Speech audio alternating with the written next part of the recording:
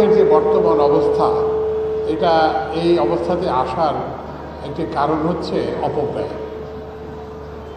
আমরা যত্রতত্র স্টেশন স্থাপন করেছি, যত্রতত্র রেল লাইনের বিস্তার করা হয়েছে, কিন্তু লোকোমোটিভ আছে কিনা, ক্যারেজ আছে মানে কোচ আছে কিনা, এইগুলোর জনবল আছে কিনা, এগুলোর ব্যবস্থা না করে এগুলো করা হয়েছে। আরেকটা জিনিস হচ্ছে যে আপনাদের, আমি সাধারণ যাত্রীদেরও একটি কথা বলতে চাই, যে সেটা হচ্ছে যে সবাই আশা করেন যে রেলগাড়িটি তাদের বাড়ির পাশে থামবে, আবার তারা এটাও চান যে তারা দ্রুততম সময় গন্তব্যে পৌঁছবেন। তো এটা সম্ভব না। আপনি যতই স্টপেজের সংখ্যা বাড়াবেন ততই আপনার যাতায়াতের সময় বাড়বে। তো এই জন্য আপনাদেরকে আমি অনুরোধ জানাবো যে রেল কোনো কিন্তু ওই যে আপনার বাড়ি থেকে পায়ে হেঁটে যে রেলে ওঠার এটা না। পৃথিবীর সর্বত্রই কিন্তু আপনি অন্য একটা যানবাহন যে আপনি রেল স্টেশনে যাবেন, এটা একটা সেকেন্ডারি ট্রান্সপোর্টেশন। কিন্তু এখন এমন একটা ধারণা সৃষ্টি হয়েছে যে না, প্রত্যেক জায়গাতেই রেল স্টেশন হতে হবে এবং প্রত্যেক জায়গাতেই প্রত্যেক স্টেশনেই রেল গাড়ি থামাতে হবে। এটা একটা এটা একটা খুব ভালো লক্ষণ নয়।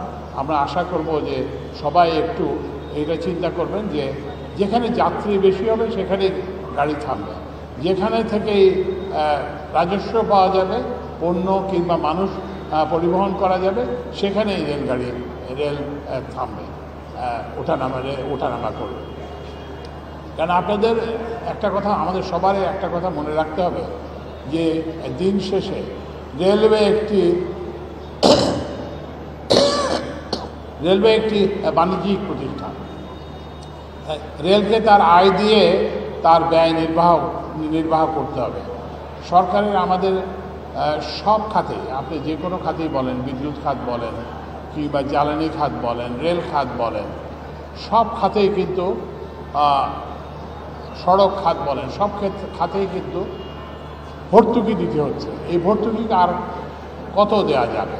তো এই জন্য আমাদেরকে ব্যয় সাশ্রয়ী হতে হবে আমাদের পরিকল্পনায়, ব্যয় সাশ্রয়ী হতে হবে আমাদের ব্যয়ে। আমাদের যেমন যে কোনো প্রকল্পেরই ব্যয় আপনি দেখবেন যে তুলনামূলকভাবে ভারতের তুলনায় কিংবা আশেপাশের দেশের তুলনায় অনেক বেশি।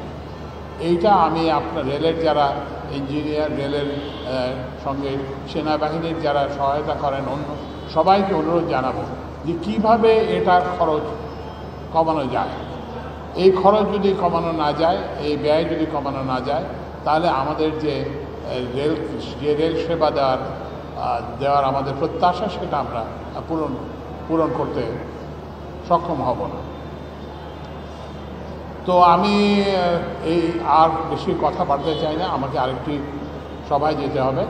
তো শীঘ্রই আমাদের রেলের মহাপরিচালক উনি খুলনা থেকে ট্রেনটি নিয়ে এখানে আসছেন এবং সহসায় উনি এখানে পৌঁছে যাবেন।